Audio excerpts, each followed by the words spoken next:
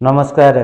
Study plus morality tutor channel तरफ मु श्री रामकृष्ण साहू आज पवित्र मकर संक्रांति उपलक्षे आपण मानक हार्दिक अभिनंदन जनाई आरंभ करुच्ची। आज आउ एक गुरुत्वपूर्ण कहानी, मजादार कहानी, किछि नुआ कथा शिखिबार कहानी। आमे जानिछे मनुष्य व प्रकृति भितर गोटे भारसाम्य रही। से भारसाम्यर जतेबेले व्यतिक्रम घटे सेतेबेले निश्चय विभिन्न दुर्घटनार आमको सम्मुखीन होगाकू पड़े। ताहा मनुष्यकृत दुर्घटना होई थाउ बा दैव दुर्घटना होई थाउ बा प्राकृतिक दुर्घटना होई थाउ। ठीक सेहीपरि आमर जीवन एवं आमर कर्ममय जीवन मध्यरे सेही भली गोटे भारसाम्य रही अछि, बैलेंस रही अछि। जदि सेही भारसाम्य किछि व्यतिक्रम घटे ताहले आमको मध्य दुखपूर्ण परिस्थिति बा कौनसी दुर्घटनार सम्मुखीन होगाकू पड़े। सही भली एक कहानी। तेणु आउ डेरी नकरी वर्तमान कहानी आरंभ करिबा। कहानी एपरि थिला जे गोटे ग्राम रे जणे व्यवसायीटीए थिले। से होउचंती संपूर्ण भाव में ए क्लास व्यवसायी। तांको पाखरे बहुत गुड़िए दक्षता भरपूर परिमाण रे थिला। सेही ग्राम रे मध्य गोटे पिलाटीए पाठ पढ़ुथिला। से पिलाटी से व्यवसायी को गुरु रूप रे माने तांकर कथा सबु बेले सुनुथाए एवं ताकू हृदयंगम मध्य करे। इति अवसर में किछि वर्ष चलीगला। पिलाटी गोटे फैक्टरी रे चाकरी पाइला। जतबे से चाकरी पाइला से मने मने चिंता कला, मु से व्यवसायी को गुरु रूप में माने जाउची प्रथमे तांकू देखा करिबी। पिलाटी ठीक सैया कला। तापर दिन से व्यवसायी को घर को गले, तांकू मुंडिया मारिले एवं कहिले आपणकर से भल भल कथा जोगु, भल भल गुण जोगु, भल भल दक्षता जोगु मु आज चाकरी खंडिए पाइछि। तेणु मु आपणकर आपण कहिथिबा कथा को मु निश्चय मोर चाकरी क्षेत्र में प्रयोग करी। गुरुजी जनक कहले ठीक अच्छे, तमे ठीक सैया कर। पिलाटी से फैक्टरी को चलीगला एवं सेठारे 4-5 वर्ष काम कला परे तार कौन प्रमोशन है नहीं। किंतु से बहुत ईमानदार थिला। ता सहित जो पिला माने चाकरी करथिले सेमानकर प्रमोशन हो गला। तेणु से चिंता कले, गुरुजी तो मते सबु सत कथा कहिसंती, काहेकि तांको कथार फल मिलू नहीं। अर्थात तांकर कहिथिबा कथा गुडी को एठारे प्रयोग कला परे भी किछि सुफल मिलू नहीं। एक कथा जाई दिने से गुरुजी को पचारिले, से व्यवसायी को पचारिले। व्यवसायी जनक तांको घरे बसी थांती।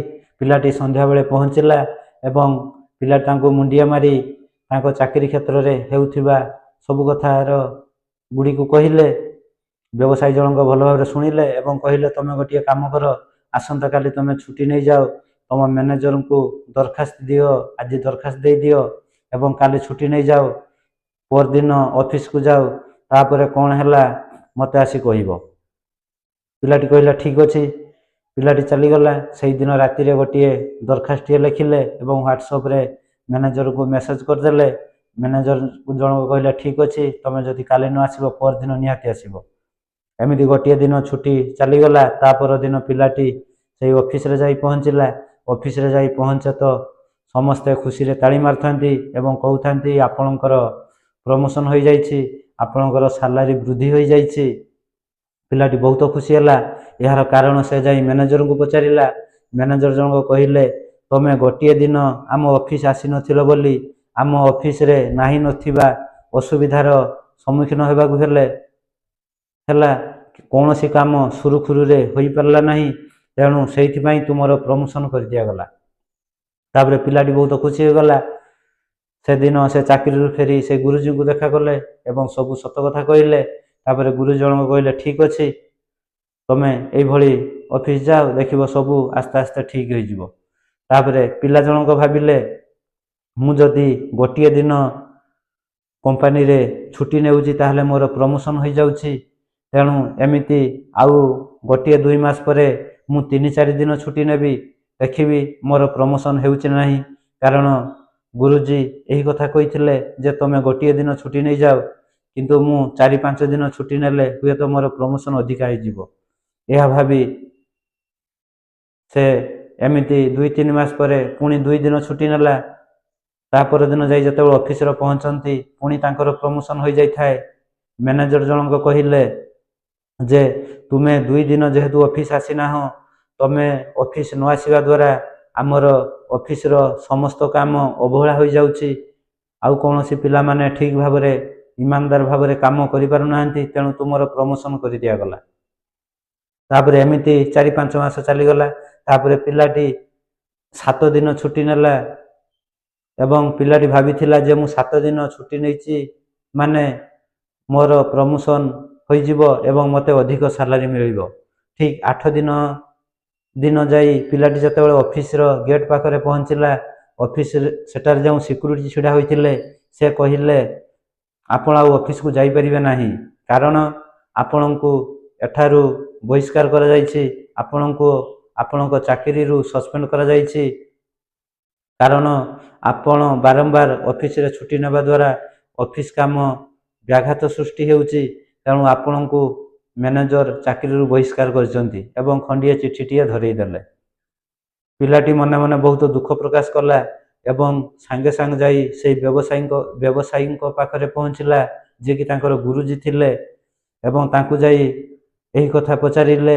ତାପରେ ବ୍ୟବସାୟୀ ଜଣକ କହିଲେ ସତ କଥା କୁହ, କ'ଣ ଅସୁବିଧା ହେଇଛି? ତାପରେ ପିଲାଟି ସବୁ ସତ କଥା କହିଲା। ଆପଣ କହିଥିଲେ ଗୋଟିଏ ଦିନ ଛୁଟି ନେବା ପାଇଁ, କିନ୍ତୁ ମୁଁ ଭାବିଲି ସେଇଟା ହେଉଛି ଭଲ ଗୁଣ, ଅର୍ଥାତ୍ ମୁଁ ଏମିତି କିଛି ମାସ ଗଲା ପରେ 2 ଦିନ ଛୁଟି ନେଲି, ମୋର ପ୍ରମୋସନ୍ ହୋଇଗଲା। ଆଉ କିଛି ମାସ ଗଲା ପରେ ମୁଁ କଣ୍ଟିନ୍ୟୁ 3 ଦିନ ଛୁଟି ନେଲି, ପୁଣି ମୋର ପ୍ରମୋସନ୍ ହୋଇଗଲା। କିନ୍ତୁ ଯେତେବେଳେ ମୁଁ 7 ଦିନ ଛୁଟି ନେଲି, 8 ଦିନ ଯାଇ ସେଠାରେ ପହଞ୍ଚିଲି, ମୋତେ ବହିଷ୍କାର କରିଦିଆଗଲା, ସସ୍ପେଣ୍ଡ କରିଦିଆଗଲା। ତାପରେ ବ୍ୟବସାୟୀ ଜଣକ କହିଲେ ମୁଁ ତୁମକୁ ଗୋଟିଏ ଦିନ ଛୁଟି ନେବା ପାଇଁ କହିଥିଲି, ଏହାର ଅର୍ଥ ନୁହେଁ ଯେ ତୁମେ ବାରମ୍ବାର ଛୁଟି ନେଲେ ତୁମର ପ୍ରମୋସନ୍ ହୋଇଯିବ। ତୁମେ ମୋ ପାଖରେ ଏତେ ଦିନ ଶିକ୍ଷା ଲାଭ କଲ, କିନ୍ତୁ ସଠିକ୍ ଗୁଣ, ସଠିକ୍ ଦକ୍ଷତା କେଉଁଠାରେ ପ୍ରୟୋଗ କରାଯାଏ, କିଭଳି ଭାବରେ ପ୍ରୟୋଗ କରାଯାଏ, ତାହା ତୁମେ ଜାଣିପାରିଲ ନାହିଁ। ବ୍ୟବସାୟରେ ଲାଭ କରିବାକୁ ହେଲେ ସମସ୍ତ ଦକ୍ଷତା ଆମକୁ ସୁଫଳ ଦେଇନଥାଏ। କିଛି ଦକ୍ଷତା ଭଲ ହୋଇଥାଏ, କିଛି ଦକ୍ଷତା ଖରାପ ହୋଇଥାଏ। ତେଣୁ ମୁଁ ତୁମକୁ ଗୋଟିଏ ଦିନ ଛୁଟି ନେବା ପାଇଁ କହିଥିଲି, ଯେହେତୁ ତୁମେ ଅଫିସରେ ବାରମ୍ବାର ଛୁଟି ନେଲ, ତୁମ ଦ୍ୱାରା ଅଫିସର କାମ, ଫ୍ୟାକ୍ଟରିର କାମ ବାରମ୍ବାର ବ୍ୟାଘାତ ସୃଷ୍ଟି ହେଲା। ତେଣୁ ମ୍ୟାନେଜର ଆପଣଙ୍କ ଉପରେ ଯେଉଁ ଭରସା ରଖିଥିଲେ, ସେ ଭରସାକୁ ତୁମେ ବେଶୀ ଦିନ ଆଉ ରଖିପାରିଲ ନାହିଁ, ସେଥିପାଇଁ ତୁମେ ବହିଷ୍କାର ହେଲ। ତେଣୁ ଆମର ଜୀବନ ଏବଂ ଆମର କର୍ମମୟ ଜୀବନ ମଧ୍ୟରେ ଗୋଟିଏ ବାଲାନ୍ସ ଅଛି, ଭାରସାମ୍ୟ ଅଛି। ସେଇ ଭାରସାମ୍ୟଟା କିଭଳି ଭାବରେ ବଜାୟ ରହିବ, ସବୁଦିନ ପାଇଁ ଭଲ ଭାବରେ ଚାଲିବ, ସେଇଟାକୁ ପ୍ରଥମେ ଗୁରୁତ୍ୱ ଦେବା ଦରକାର। ଯଦି ଭାରସାମ୍ୟ ଟିକିଏ ବି ଏପଟ ସେପଟ ହୁଏ, ତାହେଲେ ନିଶ୍ଚିତ ଆମକୁ ଦୁଃଖଦାୟକ ପରିସ୍ଥିତିର ସାମ୍ନା କରିବାକୁ ପଡ଼ିବ, ଏଥିରେ ତିଳେ ମାତ୍ର ସନ୍ଦେହ ନାହିଁ।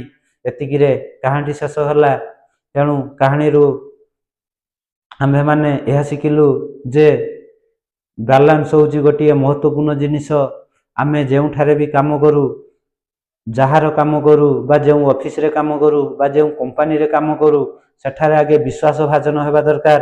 ଆମେ ଥରେ ବିଶ୍ୱାସ ଭାଜନ ହୋଇଗଲା ପରେ ସେଇ ବିଶ୍ୱାସ ଭାଜନ କିପରି ବଜାୟ ରହିବ, ସେଇଭଳି କାମ କରିବା ଦରକାର। ତା ବୋଲି ନୁହେଁ ଯେ ଆମେ ଥରେ ବିଶ୍ୱାସ ଭାଜନ ହୋଇଗଲା ମାନେ ଆମେ ସବୁଦିନ ଭଲ ହୋଇଗଲେ